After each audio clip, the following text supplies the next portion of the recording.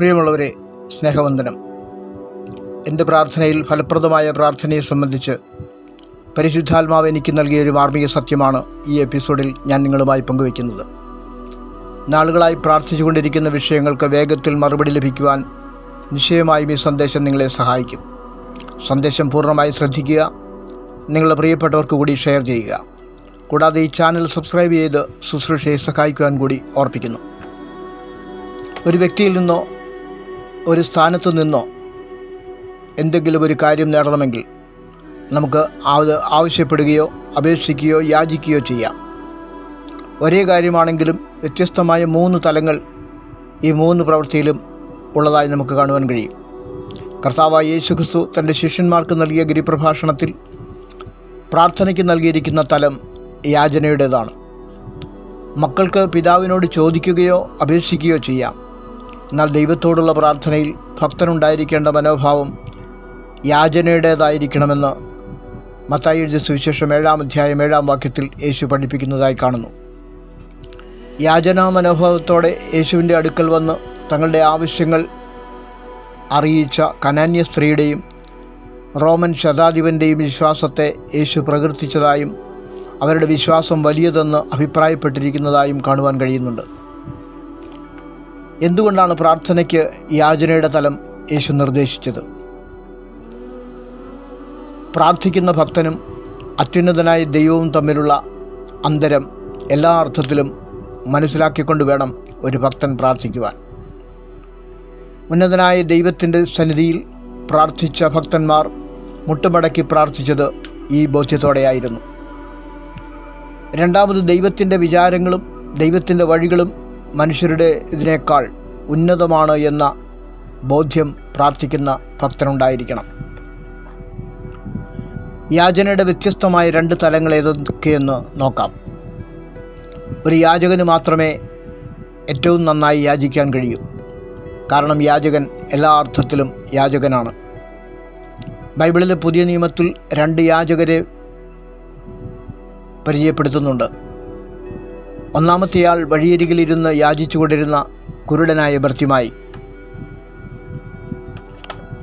മർക്കോസ് എഴുതിയ സുവിശേഷം 10-ാം അധ്യായം 46 മുതൽ 52 വരെയുള്ള ഭാഗങ്ങളിൽ നമുക്ക് അദ്ദേഹത്തെ കാണുവാൻ കഴിയും. ഈ മനുഷ്യൻ്റെ യാചനയെ ഉറക്കെയുള്ള നിലവിളി എന്നാണ് വചനം വിശേഷിപ്പിക്കുന്നത്. നസറേയനായ യേശു തൻ്റെ അരികിൽ വന്നിരിക്കുന്നു എന്ന് മനസ്സിലാക്കിയ ബർത്തിമായി, യേശുവേ, ദാവീദ് പുത്ര, എന്നോട് കരുണ തോന്നണമേ എന്ന് ഉറക്കെ നിലവിളിച്ചു. മിണ്ടാതിരിക്കുവാൻ പലരും അവനെ ശാസിച്ചിട്ടും അവൻ ഉറക്കെ നിലവിളിച്ചുകൊണ്ടിരുന്നു. കാരണം പിറവിയിലെ കുരുടനായിരുന്ന ബർത്തിമായുടെ ഉള്ളിൽ വ്യക്തമായൊരു കാഴ്ചപ്പാടുണ്ടായിരുന്നു.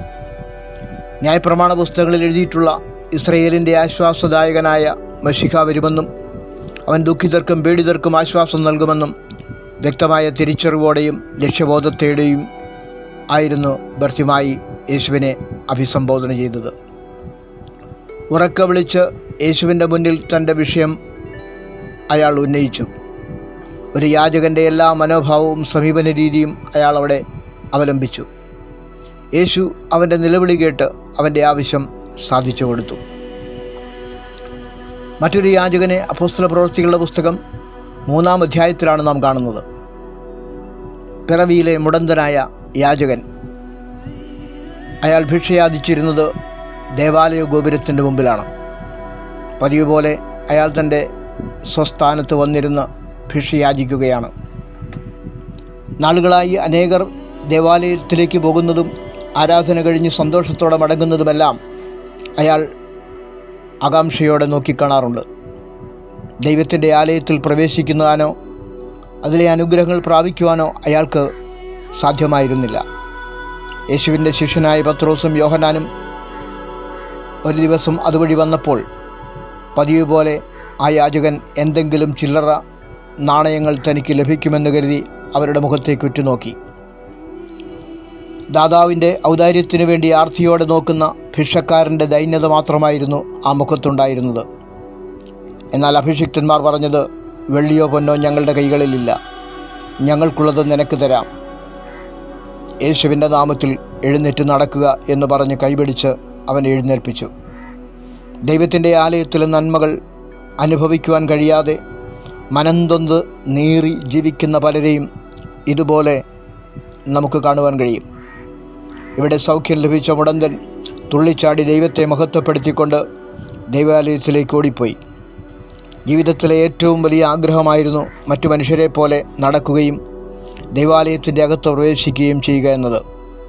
ദൈവത്തിൻ്റെ അഭിഷിക്തന്മാരുമായി മുഖാമുഖം കണ്ട ആ ദിവസം അന്ന് അത് അയാൾക്ക് സാധ്യമായി. അവൻ്റെ നിസ്സഹായാവസ്ഥയിൽ അഭിഷിക്തന്മാരിൽ അവൻ അർപ്പിച്ച പ്രതീക്ഷയാണ് ആ ദൈവപ്രവൃത്തിക്ക് കാരണമായത്. ദൈവമുമ്പാകെയുള്ള യാചന ജീവിതത്തിൻ്റെ സ്ഥിതിക്ക് മാറ്റം വരുത്തും. അത്ഭുതങ്ങൾ സംഭവിക്കും. ദൈവത്തിൻ്റെ ശക്തിയുള്ള കരം എഴുന്നേറ്റ് പ്രവർത്തിക്കും. യാചനയ്ക്കായി നമുക്ക് ദൈവം മുമ്പാകെ മുട്ടുമടക്കാം. God bless you.